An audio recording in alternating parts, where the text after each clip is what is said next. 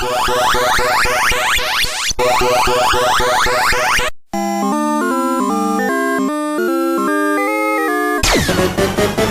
go!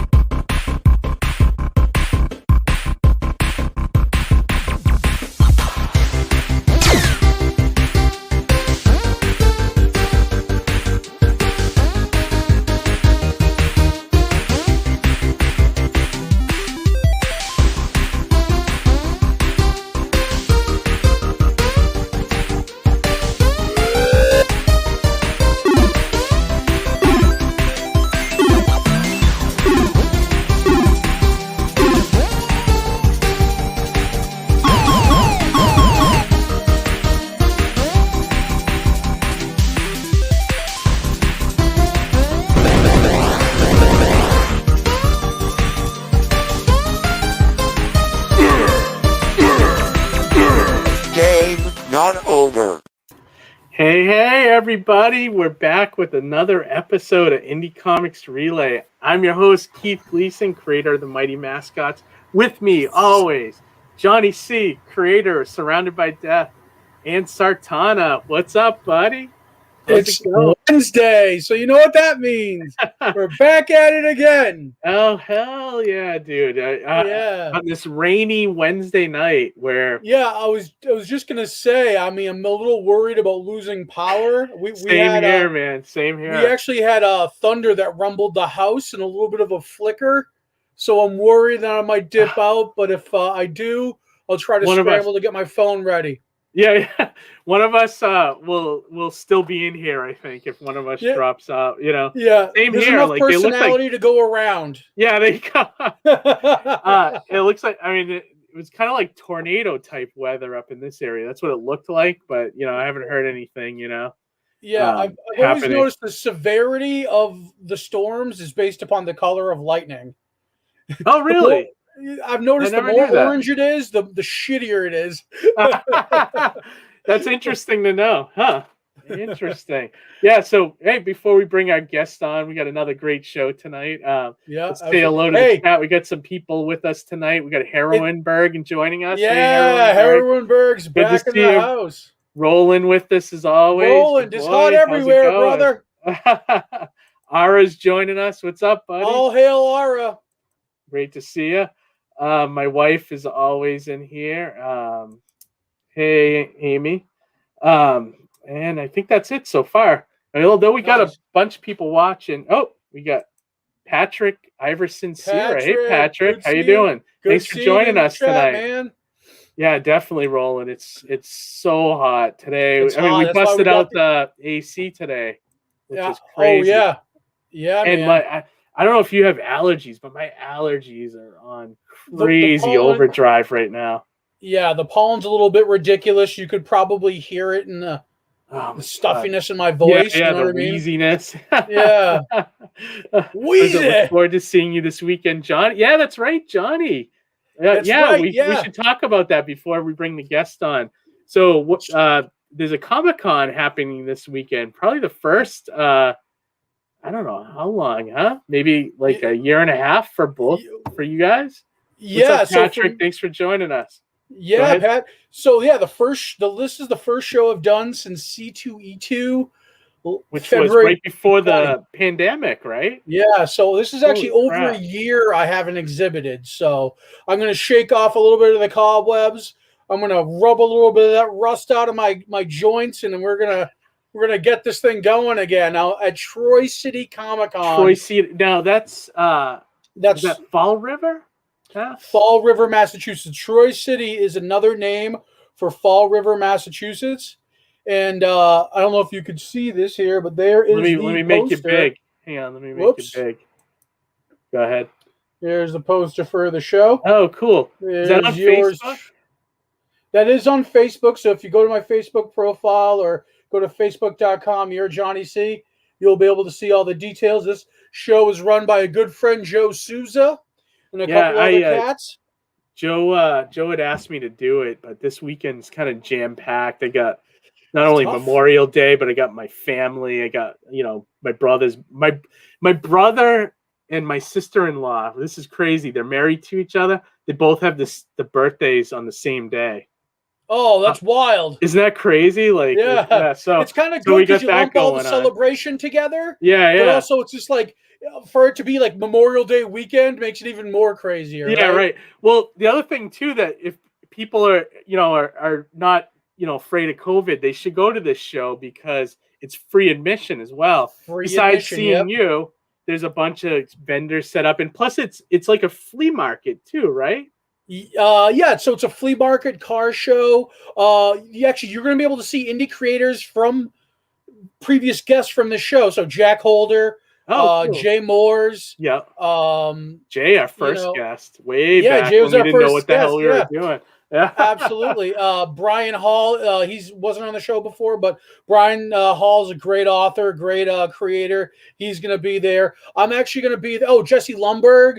So actually, this is going to be a really cool thing. Jesse Lumberg did the cover for the preview edition of Surrounded by Death issue 2, which we're launching the Kickstarter for in July. Awesome. So he's actually going to have physical copies of that preview edition at the show. So you can go to his booth, buy a copy of the comic, come to my booth. By you guys. Yeah, get it signed by me. I'm going to have the full cafe.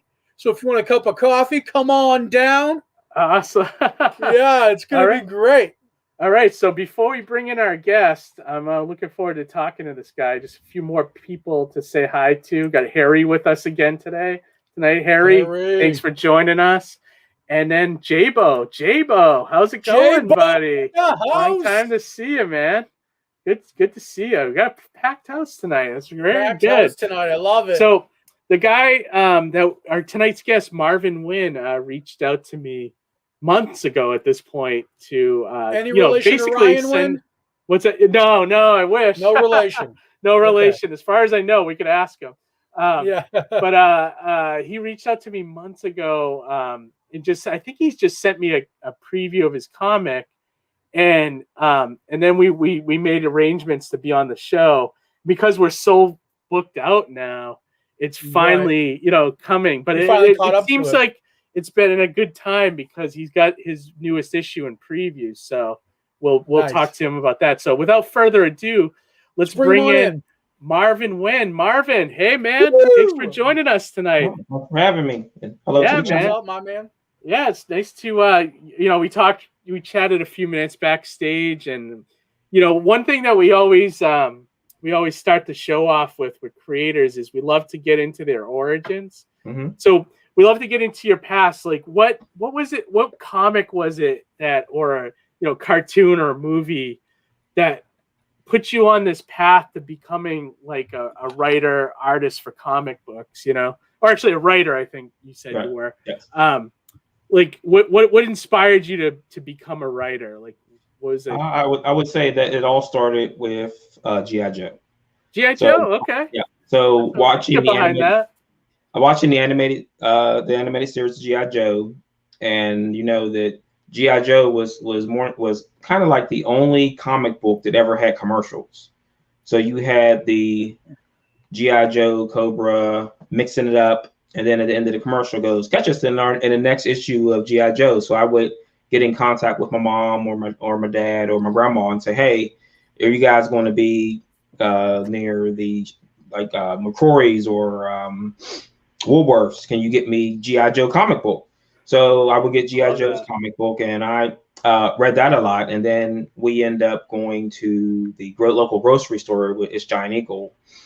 And they had a spinner rack, and there was my first non-G.I. Joe comic was a Captain America comic. I cannot remember which issue exactly it was, but I remember it was 75 cents. I remember how much it cost. Awesome. What was on the cover? Do you remember what was? I can't remember. I'm old, man. I can't. So it's funny. I was just gonna say, it's funny you mentioned G.I. Joe because I did get a chance to read the sample, and I had G.I. Joe flavor flying right at me off the page, man. I loved it. Yeah, it's true. It looks very G.I. Joe-ish, which is great. But like that's like I get it because I was the same way. Like my gateway into comics and this whole world was like the Transformers comic. So like that, and like I think one of my earliest comics was Marvel put out like a further adventure of Indiana Jones comic. So it was all like movies and cartoons I had seen. Right. And then you moved on to other things like for me, it was Spider-Man and the Hulk. And then I started sampling the rest of the Marvel universe, and the rest is history, you know? Exactly. But yeah, I think that's a lot of gateway, you know, like it's cool to see that also influenced your work. Right. So how long have you been creating comics? The kicker of it was Image. So when Image kicked off, and it was that influence of these guys just going out and doing their own thing and saying that, oh, I mean, give it a try and see what happens. So I think it was 92, 93, right after graduating from high school, I started writing. And I always tell people it wasn't very good. So I took a break, took some creative writing classes, some marketing classes, because I wanted to see, can you do the whole entire gamut of this thing? So it wasn't until I think like maybe 2009 where I got back into it and started actually crafting the story that became The Edge. And I mean, like I said, back then, I had no idea where I was going with it. It wasn't fully formed. I didn't have a really good idea. It was just thoughts flowing. And so let me ask you, was that when you were first doing it, was it also The Edge, or was it a form of The Edge? No, I don't. It didn't have a name then. Oh, okay. No, it was an unnamed book. Okay. So I mean, it didn't flow. It was a mishmash of things I was reading and watching, and I had to break that mindset of letting other things influence my writing. Like there's an homage is fine for something. Totally ripping something off is a bad thing, and it doesn't never work when you're trying to tell a story, because because you can see all those other things that are pushing it forward. You can have influences, but you don't want your entire story to be, oh, this issue of G.I. Joe, or this issue of X-Men, or it's this issue of that. So it took a long time before I got the story crafted the way I wanted. And then it wasn't until I met my artist, Mark Louis, in 2012 that it actually came form. Once he started doing the designs of the characters and they were finally alive, you didn't really know who these characters were, because it was just something I was writing. I didn't know what they would look like for the most part. I didn't know what the costumes or the world was until we start working together, and then you do all that world building as it goes. Yeah, I love this like image from your website. Like the entire is the entire cast of the book? That is the entire cast up until issue 15. Up until issue which one? 15. These are the characters that will be appearing up until issue 15. Over the last year, we've added about 6 or 7 more characters. It'll be appearing further after issue 15.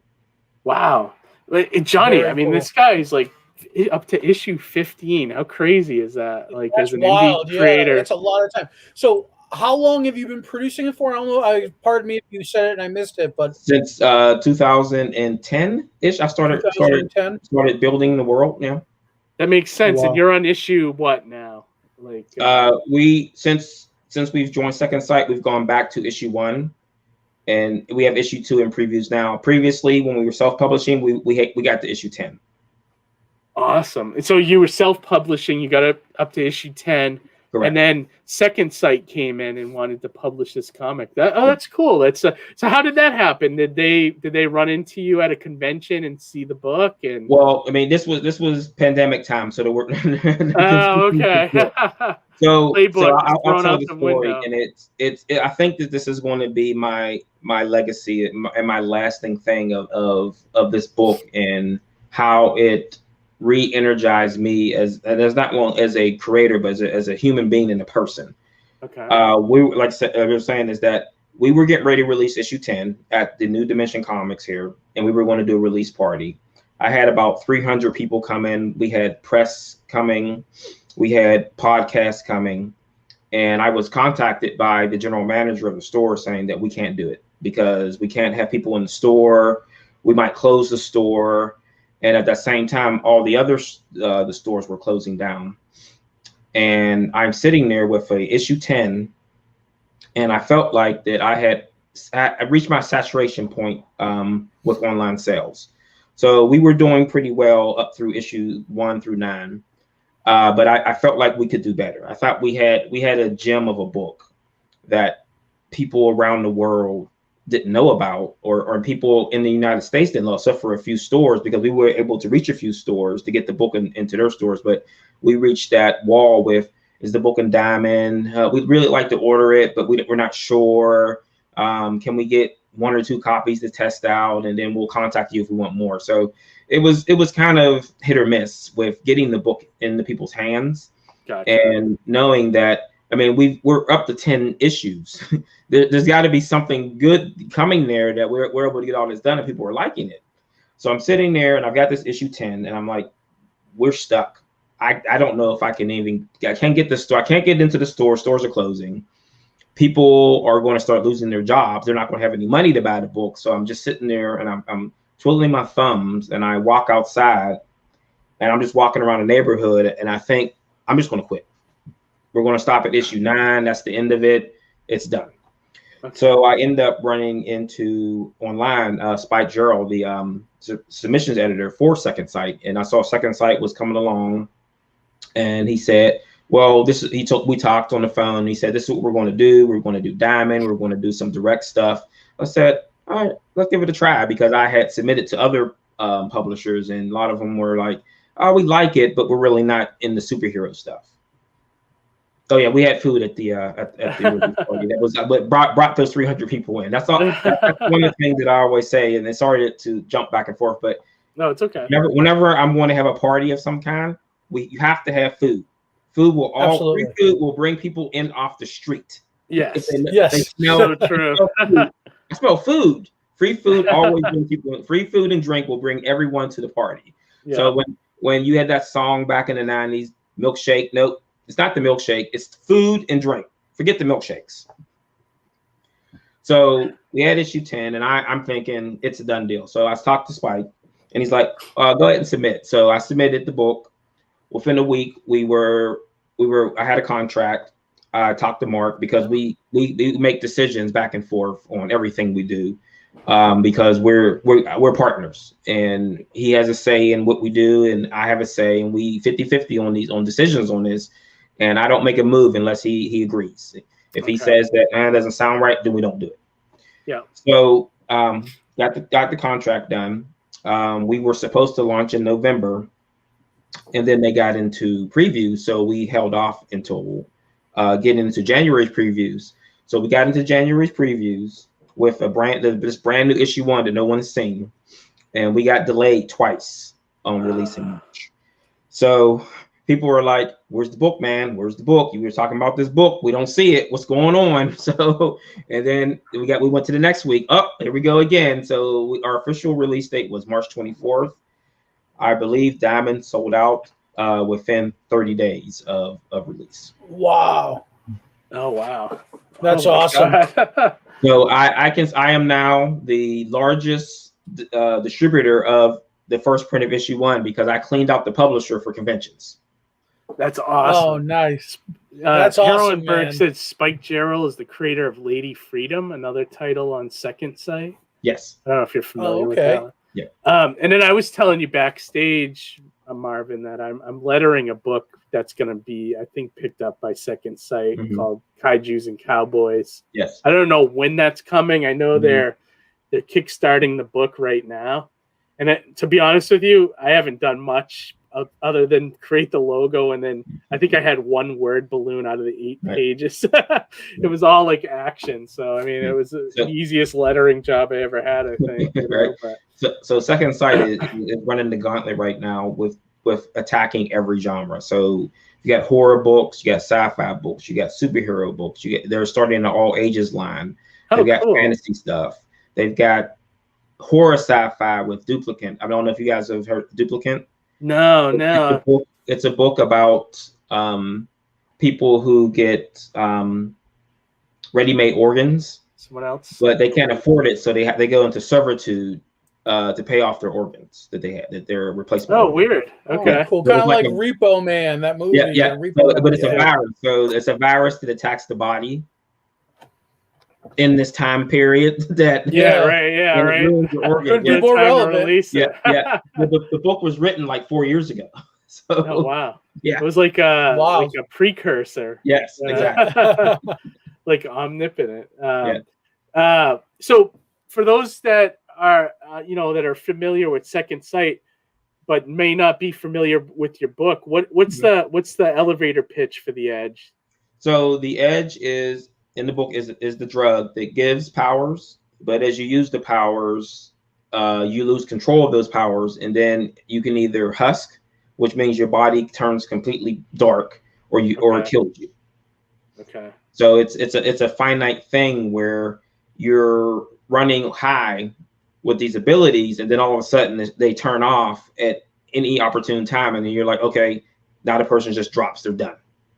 Oh wow. Okay. And so our pseudo main character is Revenant. He is a former special ops agent who decides he doesn't want to work for the government anymore. So he goes rogue. He knows about the Edge. He knows what it does. He knows the secrets, but he's not the one to give up information freely. Okay. So they're concerned with him either telling someone for money or someone capturing him and killing him and doing an autopsy and finding the secret of the Edge. So they send a strike team after him. So the one thing that we try to do in the book is we don't tell you who the bad guys and the good guys are. I want you to decide whose side you're on as we go through the issues before we put things around. So everybody's kind of in that gray area. Right. Well, and then I definitely got that vibe when I was reading the preview, because when Revenant shows up, it's like, is he good? Is he bad? Yeah. Like what's going on here? Is the organization not good? Like, and then, that just goes to show how quality writing the book is, because you're introducing us to the specific individual. So usually when you get that entry point into the story, you're thinking, okay, this is my protagonist. So, I mean, for all we know, you could be turning things on its head. And I love that. And that's very progressive thinking when it comes to writing. Yeah. Reminds me of, go ahead. I'm sorry. I was just saying that we want to drive points that the reader wants. I want the reader to make up their mind on these characters and not me tell them who or what they are. Because later in the book, that guy you thought was the hero starts doing some nefarious stuff. You're like, wait a minute, is he the bad guy now? And then later on, he may do something to make him look good again. So it's a lot of flipping things on our head and keeping you on your toes. I like that though. And the continuous swerve, curveball, knuckleball. Yeah, because I like that a lot, because it's like like you said, it's like you're letting the reader decide. You're empowering the reader to determine whether they would they feel this person's right or justified. It reminds me a little bit of the Reddit forum for people who it was like Thanos was right. Yeah. You know what I mean? I love that, because there's a certain audience for people who think the bad guy is the good guy. Right. Well, if Thanos or Killmonger, or how in wrestling they cheer the bad guy and they boo the good guy. Yeah. They booed when The Rock first came out. He was smiling and all happy, and they booed him. They hated him. And then when he became The Rock, he's doing all this nefarious stuff, but they're like, "Yay, do that again!" Beat him to death with that chair. Yeah, that kind of stuff. Wrestling's a perfect analogy to like characters being in the gray, because they flip flop all the time. And oh yeah, I mean, you got your like you said, you got your characters that when they're faces, they're kind of like middle of the road, but as soon as they go heel, that like elevates them just to the next level, like Chris Jericho. That guy can flip flop back and forth all day long, and it doesn't matter. People love him now. Right. And it's more along the lines of how a human being is. Like none of us are perfect. We've all done nefarious stuff in our time, and some of us got away with it. So it's that kind of stuff where, oh, I did this nefarious thing, nobody saw it, so I'm still a good guy, right? Yeah, right. Harry says also very Walking Dead-ish. I can see that with like with the. It also reminds me of. Do you remember that comic book back? Marvel put it out in the 80s. It was called Strike Force Morituri. Yes. Reminds me a little bit of this, where it was like it wasn't in the Marvel universe. It was like its own separate thing. It was like an alien invasion, and humans went through this thing called the Morituri process. And what it was is it would give you superpowers, but you never knew you had less than a year to live. And some people would burn out and die within like 2 months. other people's would go beyond the 1 year period, you know, so it was always, you didn't know. It was almost like Suicide Squad in a lot of ways, you know, like where you always have those characters, you don't know if they're going to survive the mission or not. So I kind of had The Edge sounds a little bit like that, which would you say that's fair? Like with that kind of storyline? But the one thing that we do with them and these powers is that they have no control over them. So, so it's I don't consider I don't consider someone blasting energy out of their hands to something they could make a muscle memory of to remember how it works all the time. So we have a character, Randa, who in some situations her powers stop working, where she can hover and then her powers cut off and she falls into the ocean and almost drowns. Awesome. That's interesting too. Yeah. You also have to think, because I mean that gives you a good opportunity to kind of play with like the physics of it, right? And that's one of the things I love with comic books, and when they get into the the nitty gritty of it. Well, okay, if you're if you have superpowers and you're using your body's energy to power these things, right? Mm-hmm. You have to so like Barry Allen eating like plates and plates of pancakes just to be able to run fast. Same thing is like if you're flying through the air and all of a sudden you lose those powers, you land in the water. Are you even gonna have enough energy to swim? Exactly. Yeah, and I love that. I love scenarios like that. Mm-hmm. Yeah, I mean we play around with that with the way the powers work and the consequences. So we have another character is the interim character where she can open these portals. And they allow her to see a few seconds into the future, which allows her to get the jump on other people as she's fighting them. But the thing is that she's been opening these portals since she was 6 years old, and she didn't know how to close them. So they're open in various places in the world, and it starts to affect the time stream. So where is she from? They're 12 hours ahead of the rest of the world. So as you're walking to her home, it gets dark or it gets light, and we consider the portal a door, and doors open from both sides. So while she can step through these portals, other people can step. Something may come through that portal that you're unaware of. Yeah, I like that. It's like kind of like you thought through the portal thing. Like no one really thinks about that when they think about teleporting. Especially if you're teleporting through other dimensions and stuff. So that it's really cool. Yeah, the repercussions of powers, right? Yeah, and like that sometimes that gets overlooked in comics, and I love when because it kind of some comics it's tough to ground in reality, but you can always ground consequence in reality. You know what I mean? Yes.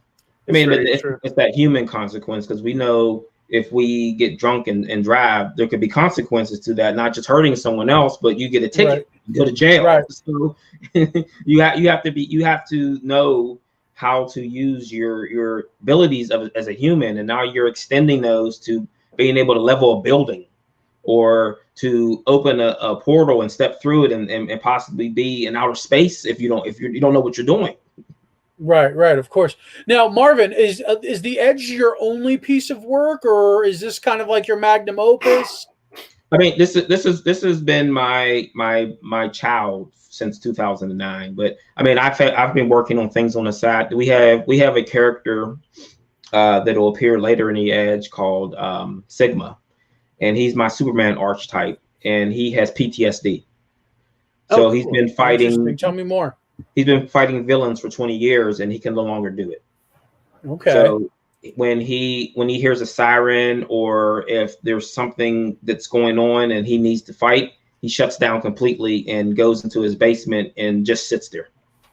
He can't deal anymore with the violence, with the hitting, with the hurting that he's done over these years, and it's getting to him because he said, I've got blood on my hands continuously that I can't wash away, and he can't do it anymore.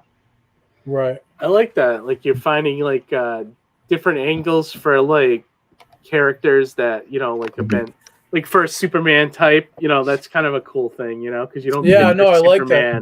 Or even someone like Captain America with like that kind of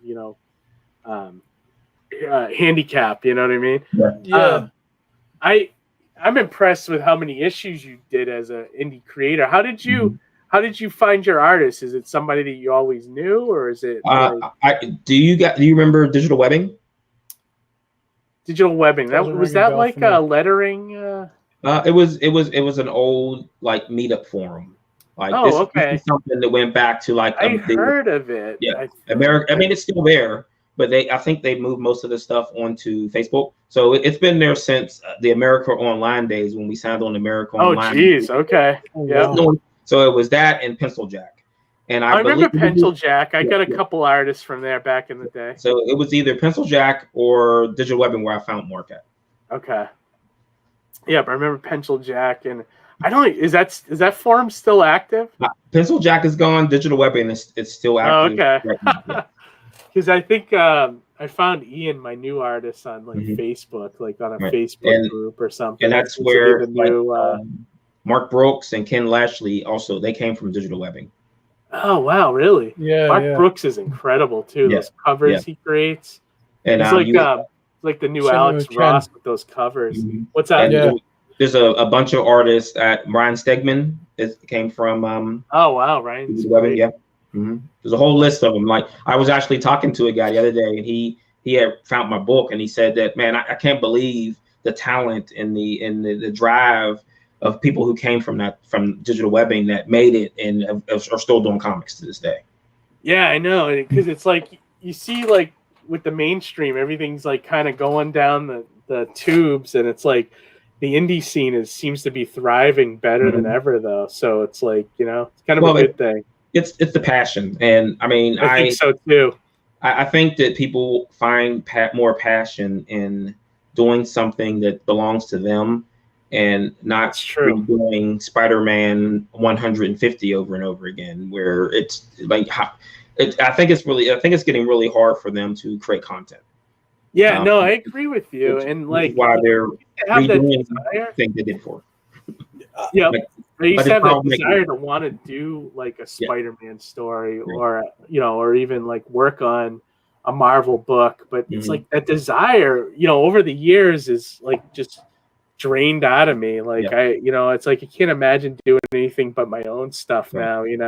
I mean, if they came to me and say, "Hey, we want you to do Spider-Man," I'm not going to say no. But yeah, same. Yeah, I sell out in 2 seconds. So I mean, I don't even. I'm sitting here trying to sound like I wouldn't do that, but I feel like there's two kind of creators out there. There's the guy who wants to tell his own story, and there's the guy who wants to tell the Spider-Man story, right? Yeah, right. And sometimes that crosses over one way or the other. Like, even for me, the difference is I wouldn't be seeking it out. Like if it fell in my lap, that would be a different thing. Right. I'd be concerned if they came knocking at my door, because there's maybe only 1 or 2 stories I have in my pockets, like locked and loaded for Marvel. You know what I mean? Yeah. I wouldn't know. If they came at me with like a power pack, concept, I'd be like, I don't know what to do. I can't do that kind of thing. Yeah, I feel like you're a Punisher. You got a few Punisher stories. I've got a Punisher. I've always said I've got this one Marvel story in my pocket, and the characters involved are Punisher, Daredevil, Man-Thing, Heroes for Hire, and Elektra. Right. I think the one I would really like to do is a story about Bruce Wayne between the ages of 8 and 18, where he's where he's coming into his own, and Alfred is raising him, and you have that strange weirdness where he's being raised by his servant. And Alfred just can't raise a Bruce Wayne, and he's raising Batman. Yeah, actually, I like an interesting angle. I like that a lot. Definitely. Especially like they don't do a lot from his past either. Yeah. So I think that would be definitely it's something they continue to skip over that time period where he's becoming who he is. Yeah, and you have to imagine he just knows everything. Yeah, how much anger and frustration he has, where he goes to school and he's getting into fights continuously because he can't deal with his anger, and how Alfred would guide his anger, and doing that actually just finishes up wiping out the Bruce Wayne personality. Oh, wow. Yeah, that's awesome. He reinforces Batman. I love that. That's a great idea. Somebody, DC better call Marvin Wynn tomorrow because I want that story. I've got it written out, and I'm just waiting for the time to. There you go. Great comment from Raising Batman. I love Raising Batman. Yeah. Also wanted to say hi to Edwin Ace. I seen him drop in. Hey, Edwin. Thanks for joining us. Edwin. But yeah, while we're talking about, I guess my story, I if I did Spider-Man, I'd want to do something with him and Tombstone. I always liked Tombstone as a villain, so I'd want to do something in that area, make him like that point where I think it was like in a lot of the J.M. DeMatteis stuff where Tombstone was like this force to be reckoned with. You know, I'd want to do something with that. I think that's cool. Since this was like my favorite era of Spider-Man. But anyways, enough of talking about Marvel and DC here. Back to Indieville here. So you sent us some preview art. So I'd like to show some of that stuff now. Let me bring up my screen here again. Because I definitely want to get into some of this beautiful artwork. Let's start at the top here. So now, walk us through this. Is this like a cover? This is kind of a promo piece. So, when I first started doing this comic book, and that's like I said that we started on digital webbing, and there were a lot of other creators on there. And since like 2009, 2010ish, I was talking with a guy, John Mytek. He does a book for Silverline, Rolling Man Silverline, Sniper and Rook, and it's a book that. It fits perfectly into the mold of the Edge and that world and that universe. And over the years, we've talked with other creators, and this is kind of where we're going with this, where we have this character that's watching the Indieverse. He's watching all the characters, keeping an eye on because of I can't tell you why, but it has to do with something. You have a story arc planned with this guy. Okay. Yes, it happened long ago in the past. On Earth, and he's coming back to finish the job. So he's watching to see who the defenders of Earth are and who's going to be standing in his way. Gotcha. Oh, that's a cool idea. Cool. And let me see what else we got here. Is this another promo? Oh, this is a number one. I love this Revenant character so much. Just visually, he's so awesome. Like he looks a little Nightwing-ish, which I kind of like the Nightwing design, but he's just so badass. Guns blazing. Like Nightwing combined with remember, was it Sable? You know, remember Mike Grell's Sable a little bit. And since our influence is 90s, he's got pouches. Gotta have the pouches. Gotta have the pouches. So I'll tell you one thing, and it's something that keeps happening is Revenant is probably becoming one of the most popular characters in the book by no fault of my own. And I want to tell you right now, don't fall in love with that guy. No, don't do that to me. He's a jerk. He's a jerk, and you're going to see it. So is Jamie Lannister, but people love that guy. That guy fucked his sister, and people still love him. Remember when I talked about the swerving out that we do? Is that you like this guy now? You think he's cool? He's Fonzie. He's cool, but he's a jerk, and he's an ass. And you'll see. You'll see. Hey, we said it ourselves. Sometimes we root for the heel, right? Yeah, exactly. Actually, Keith, can you go back one frame? Just one. I really want to know what was the relationship between these two characters. Marvin, could you just give me a little bit of a preview here of what's going on? So, I mean, these two are in an eternal fight between themselves, and I can't. We're talking like Sabretooth and Wolverine, right? Yeah. Yes. Yeah. Or Snake Eyes and Storm Shadow. Yeah, that's what I'm talking about. It's that kind of relationship. I won't say they were friends before, but they've had this rivalry going for a long time, and it's going to come to a head eventually, and eventually they're going to just get into fisticuffs, and we're going to see who comes out on top. This cover right here reminds me of those covers where you see Wolverine and Sabretooth face off with each other. You're like, I can't wait to read that. I love this here, Marvin. This is awesome. Cover like this gets me so jazzed to buy a book. This was a web exclusive for second site. This was done by Netho Diaz. He actually draws G.I. Joe for IDW. Oh, really? No Yes. kidding. Take a look. That's awesome. I mean, yeah, you can see it bleeds G.I. Joe. Mm-hmm. Yeah, I love it. It's very like Johnny was saying. It's got that classic clash of the two icons. Mm-hmm. I love it. And it's a good superhero image too. I love that this book has a lot of action. I mean, that's love something that's like missing in books today. You know. We don't skimp on the action. Good. I like that. Nice. I like that. So this is the first print cover, and this is pretty much Mystic leading the team off on an adventure. As the ramp's going down, he's going to be the first one off the boat. Nice.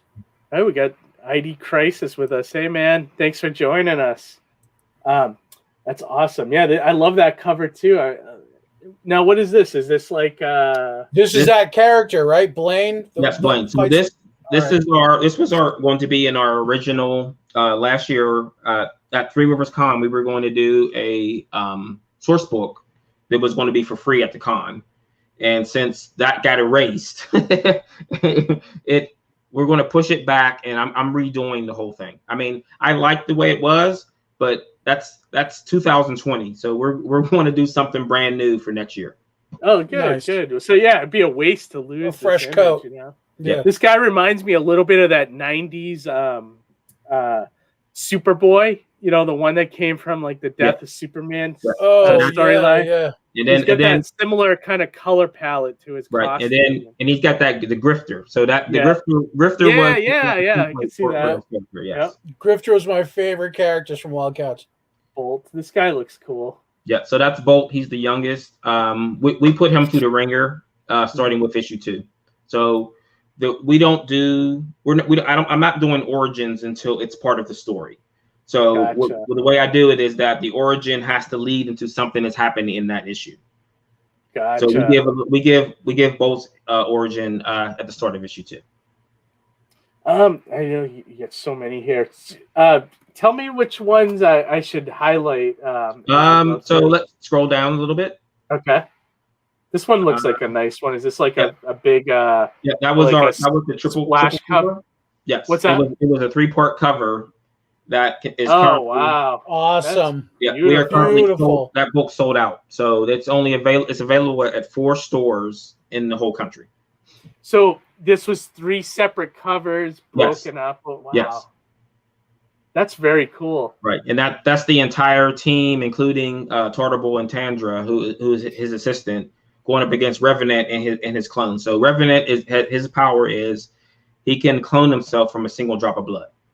So very cool. When he was an agent, they would just give him a knife and a grenade and tell him get behind enemy lines and take them out. I love it. I love it. That's a great idea. And when I was on another stream, someone said that I have greater appreciation for Multiple Man because of Revenant. Yeah, I mean, like you don't see Multiple Man doing stuff like that. Yeah. You know, It's the whole entire. I don't call him a one-man army. I call him like the old wrestler one-man gang. Yeah, there you go. One-man gang. I love that. That's great. He's not going in there to rescue anyone. He's going there to take everybody out. Yep. Thumbs up to the artist. This is a great image. Yeah, I love this piece. This is like X-Men Volume 2. You should do a print of this cover. or something, you know. We did a poster. Yeah. And it's so long, I can't ship it. So you have to just sell it at shows. Yeah, we're trying to figure out a way to make it so I can put it into a box without it getting crinkled up and folded. Yeah, Heroinberg had a good point here. There's almost as many characters in there as in a George Perez panel. I agree. I love it. So we want to do something like this again, but Mark and I decided that this is special, and we don't want to keep doing something over and over again. So the next one is only going to be a 2-pager. Oh, okay. I was gonna say like it'd probably be good like when you do a major story arc or something. That wouldn't be like a good time. So I think that's what we're like. We might do it on the start of every arc. We may do a multi cover. And this is the banner from your website, right? Okay. This looks cool. This is the trade paperback cover? Yes. I was just about to ask you if you collected this into a paperback. Yeah, we collected it before, and we're going to do a collection again. So we're going to do a collection. We're going to probably do a Kickstarter or Indiegogo, and then we're going to do a collection for stores. So the Kickstarter is going to be completely different than what we're going to put in stores. The Kickstarter is going to have exclusive stuff. Yes. So it's going to have it's going to have a Revenant story in it, a solo Revenant story that's going to be broken up into pieces, and you'll get the first 4 pages in a trade and the next 4 pages somewhere else. Awesome. It's a great idea. That way, they shot a Blaine in that photo too. Yeah, right. Yeah. So in the first issue, you saw he had long hair, and I would say that was the only thing in the time that Mark and I worked together. We are finishing up working on 19 books, and that was the only thing that I had him change was his hair. Oh wow! So you'll see that image in that line there on the left. Yep. Is this should I go back? That's our villain layout. So that's Chaos in his reign. So that's the reign, and then Revenant is somewhat affiliated with that, but he's a jerk and he doesn't ever want to work with anybody else. So he kind of likes to set people up to fail. Okay. So he's kind of like he's part of them, but he could screw them over at any moment. He's that guy who joins the NWO to try to destroy him. Gotcha. Oh, okay. Yeah. Okay. Got you. I gotcha. What piece were you pointing at? The one on that same line on the far left with the two. This one right here. Yes. Drake's. Yes. So that is on the left is Mark Drake from Herrenberg. Oh, really? And then Marcus Drake from The Edge. Oh, nice. So we are going to have a crossover with Herrenberg, and Mark Drake is going to be involved. That is awesome. I love that. Love to hear about indie crossovers. Yeah, I know. I love that. We should definitely have you guys both on the show when you put that out. So this is going to be part of what I'm calling. It's called a gap book, because we had too much story for the first 4 issues. So I pulled that story out of the issue, and it's going to be its own one shot. Oh, wow. Cool. So it takes place between issues 4 and 5, and then between issues 9 and 10, there's going to be another one. So we're going to fill in the story with these one shots of things that I wanted to put in there. It's going to be kind of like a somewhat director's cut of of the continuing book, because it was just so much to do, and I'm like, it just didn't fit into the book. So I was like, all right, pull it out and let's make it its own thing. That's awesome. Cool. Yeah, really. That's a great idea. So did you say that was going to be a one shot, or is it just going to be in the continuity of the book? It's in the continuity of the book, but it's its own one shot story. Gotcha. Okay. So it has an ending. Oh, is this another wraparound? Let me take a look at this. So this is our villain wraparound. So this is the villain wraparound. Yeah. So the character in the front here, that what she's wearing is a living creature. Oh, cool. I like that. It's like almost like kind of like is it like a demon or something, or is it like? I can't really say. It's just saying that it is something like a symbiote. Okay. But it's I can't say. That's all I'll say. Okay. And I love it. Each one of the characters in the reign are named after fallen angels for a reason. So if you hit that picture, they were Azazel, Rahab, Celios, Vol. Yeah, I love that you guys are crossing over with Herrenberg. Yeah. That's really cool. That's very cool. Have you guys met each other at different shows since you guys are in Pittsburgh? Oh, we were friends. So yeah. We do shows together. Yeah, we do. We just did Three Rivers this past Saturday. Oh, very cool. Like he was telling us about that when they did our show here.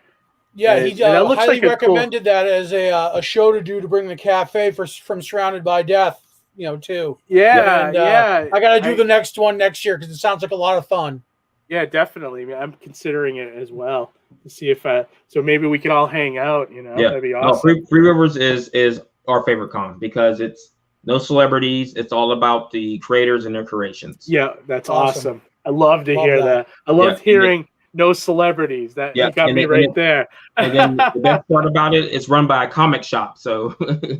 Oh, there you go. Yeah. So so they know. Yeah, they get it. Yeah, that's awesome. Yeah, this is great stuff, Marvin. I love the art. Artwork's love fantastic. the concept. I think this is a very cool book. And then also I wanted to show this off too. It's in the second issue is in previews. Up for is it up for solicitation right now? Yes. Okay. It's scheduled for July 14th. I don't trust that date until it's in store. Until it actually ships. Yeah, until is it it's at the printer? Is the book's done at the it printer? goes to the printer next week.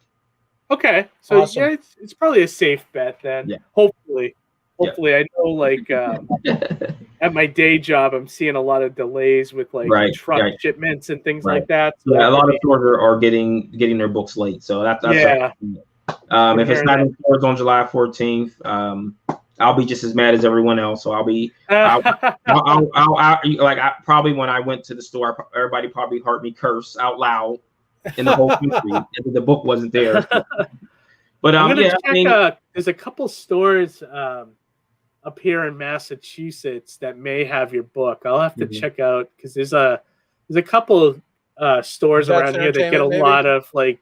Yeah, maybe That's Entertainment or Rubber Chicken would have this book. Well, I contacted all of them, so if they didn't get my email or got I know both of those stores are they're pretty indie friendly, so usually you can find. I'll have to see if I can find number one at their stores. Okay. Yeah, I'm finishing up making some more calls tomorrow, so yeah, I'll target those stores specifically tomorrow. Okay, yeah, I bet Rubber Chicken especially would pick this up if they haven't already. Right. So they were a big supporter of like Source Point and Alterna and all that stuff. I mean, they'll love Second Sight. I mean, I'm trying to work on getting packs of things to the stores with standees and everything. So really? That's a cool idea. So that's my next step in between releases. So I'm calling stores and saying, try and stand out a little bit, stand out a little bit. Yeah, like give them a price. Say if it's X this dollar, would you be interested in having a Second Sight standee with first issues in your store? Things like that. Oh yeah, that's a great idea. You can put it right at the counter, so it it's like that impulse buy. Right. Yeah, I really like that. It's that out of the box thinking that helps you stand out a little bit. I mean, you're in a huge telephone book, and you're a plumber, so you're. That's the thing with Diamond. That's what a lot of people have issues with. It's like, like a new person trying to order from Diamond. They're like, it's like you look at this big phone book, and it's like, what do I do with this? Like, you know what I mean? Especially younger kids that it's like used to being on the internet and everything. It's you hand them a catalog and they're like, what? Well, it's a good thing they're finally doing their own pull box because they got beat to the punch by not only Comics Hub, but there's a few other sites out there where you can really book through Diamond and right there. So we'll see how that goes, and then we're going to see what's going to happen in October once Marvel is gone, because it's going to get a little dicey with how Diamond is going to flourish through this.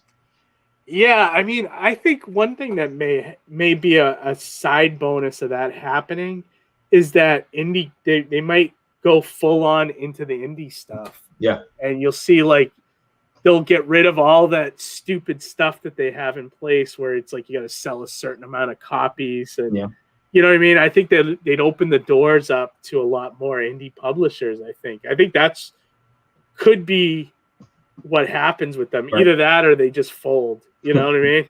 Well, so, I hope not. I don't like when we saw a lot of comic stores get lost in the shuffle. Like a store that was in Hawaii for 30 years closed in last year, and we don't want to see anything affecting comics getting the stores or people being able to get books or people losing their jobs. So I hope they don't fold. But I hope not either. It's on them because they have. It's going to be an uphill battle for them, and it's a fight they should have fought 10 years ago.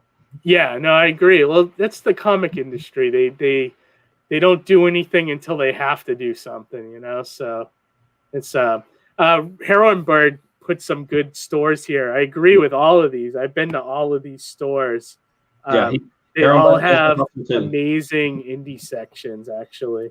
Yeah, especially Millionaire Picnic. You could find anything at that store. Yeah, we're the progenitors of the new wave of store hustling. Calling stores to make sure that they know about your book and that you're going to order it. Yeah. Plan C Distribution on Facebook's been really good about that too. I don't know if you're looped in there, we were in there almost the second day that group was created. We were in there. Oh, nice. Yeah, and I don't know if Second Sight's with Global Comics yet, but they seem to be like taking over with the digital stuff. Mm-hmm. You know, better than Comixology. It's like a little more focused on the indie creators, and so it's something they may look into. Harry, I don't know. They maybe. I don't know. Global. You know, with this whole digital comics thing, I think I don't know. I'm seeing the opposite of digital comics. I see people still wanting, with comic books, still wanting a physical book more than they want digital. Well, I mean, digital is a small part of it, but I think the digital comic has its place, and I can grab a tablet, I can grab my phone, I can have 100 books available for me to read at my fingertips. But you're not going to replace cracking open that comic book and smelling that ink for the first time. Yeah, right. Yeah, that's all about it. I think and it's like the collectability of comics is still high, still there. So I think that's why comics kind of buck the trend of like the newspapers going to just and even some magazines too. Yeah, it's encouraging to see variant covers from indie books from Kickstarter campaigns going for like $100 or $200 on eBay. It goes to show that there are people reading these indie books and they are becoming collector's items out there. Oh, really? That's good to hear. What books are those, Johnny? So, for example, I was at Boston Comic-Con the last time we had it, basically, right? Okay. 2019, I think. And at that show, Bob Sally's Ogres had a variant cover, which was a riff on, I believe, Web of Spider-Man 8. And really? That was going for $100. And I was just like, I was laughing because I know Bob.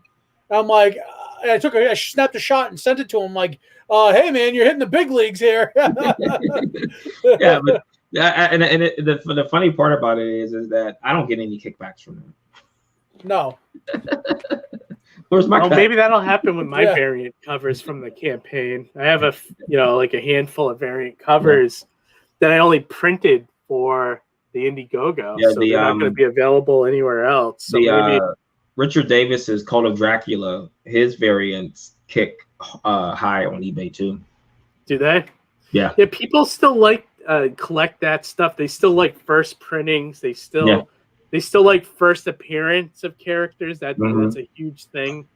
I know, like my store, that's whenever I go in there, sometimes it's hard to get something because it's the first appearance of whatever character, like when that new Teenage Mutant Ninja Turtles stories just came out, The Last Ronin. It was like trying to, big time. People wanted that. It's already on like the 4th printing now or something. It's something insane, couldn't even get one. But who knew? I mean, the Turtles were out, for so long and no one cared. And all of a sudden this one book came out, Yeah, we're hitting our 3rd print in July for Edge.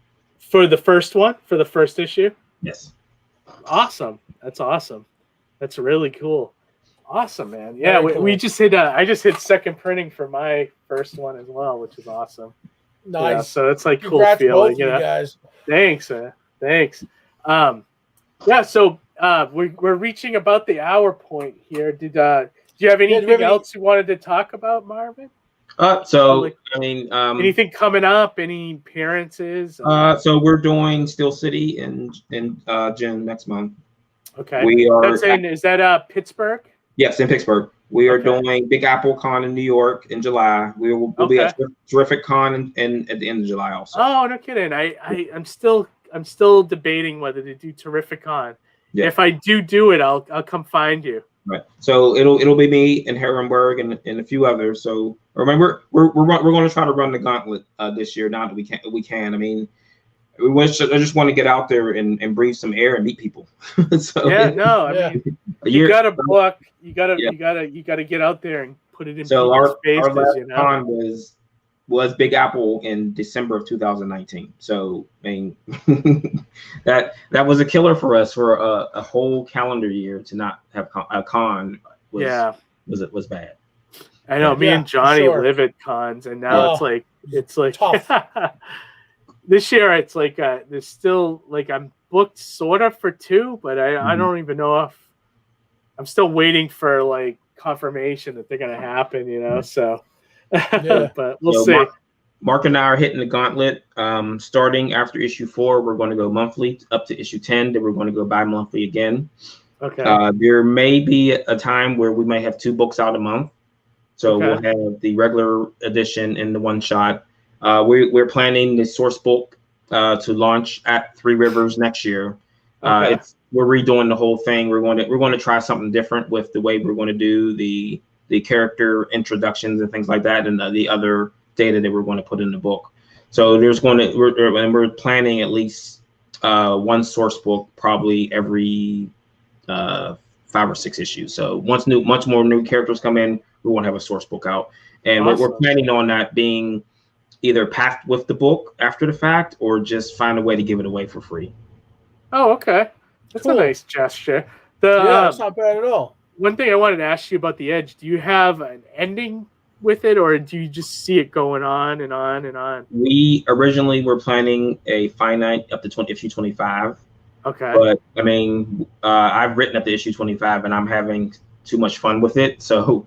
Yeah, why stop if it's good? Yeah, exactly. Until people tell me to shut the hell up, I'll keep going. Yeah, that's what you should do, man. I love what you're doing, Marvin. I hope you keep going to your heart's content. Yeah, right. Let's get to Edge 500. You know. There you go. Yeah. we gotta beat Bone, right? Yeah, right. Yeah. There you go. Awesome. And so, Johnny, anything going on in your neck of the woods? So Troy City Comic Con this weekend, prepping the Surrounded by Death Kickstarter on July 1st. Keep an eye out for that. July 1st, is that the first time you've said the date? I was thinking, so I'm aiming for July 1st, but it's definitely going to be in July because there's going to be some coinciding things with San Diego Comic Con. Oh, okay. Yeah, Wait, they pushed that back to the end of the year, right? But yes, so the in-person is in November, but they're doing the at-home in July when they normally would be doing it. Oh, okay. I'm going to have an exclusive for that, which will tie into the Surrounded by Death Kickstarter campaign. Oh, really? So, yeah, we got that. And then also things are hopping over at the movie preview page on Facebook. Really? What's the topic of discussion? Well, so the big thing today is Sony just cast Quicksilver, Aaron Taylor Johnson, as Kraven the Hunter. Oh, the kid from the X-Men? Kick-Ass. Oh, the kid from Kick-Ass. From MCU. Yeah, and MCU's Quicksilver is going to be Kraven the Hunter in the Sony Spider-Man MCU movies, I guess. So now, is that the next one coming out or the one after that? So it's going to be an independent. It's its own movie. So like the way there was Venom and Morbius, this is going to be a Kraven movie. That's weird. So are they making him a hero? We're talking about it on movie preview. Head on over to Facebook and check it out. Yeah, they're getting into some weird stuff. That and like the very underwhelming Eternals trailer that dropped earlier this week. The giant slab that floats in. I loved was it Spencer's tweet on that? Yeah, it was great. That was great.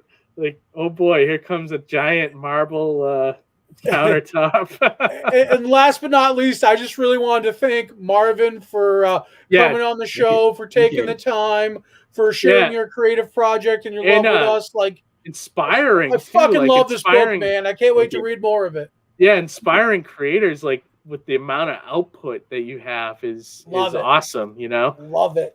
And I love that you're doing superhero books primarily. I love the concept. I love that you have a lot of action in your book. I think that's great. Yeah. You have a great artist. You guys have great marketing. You're doing it all, man. So thumbs up. We're trying to drive the point home that we're here to have fun, and definitely. They're reading our books to have fun, and I'm always up to top comics online. I'm not shying away from anyone. If you where can people find you? I know you have your website, theedgecomic.com. On Facebook, I am at The Edge Comic. Okay. On Twitter, I am at Marvin Wynn. On Instagram, I am at The Edge Comic. I do have a YouTube channel that coming this fall I'm going to build up. I'm actually going to do our second Gap book. I'm going to go from script to finished book. I'm going to do a whole entire series on creating the comic. Oh wow, it's a great idea. And then going to the store and saying, "There's the book." So we want to go all the way through it and go through. It's a great idea.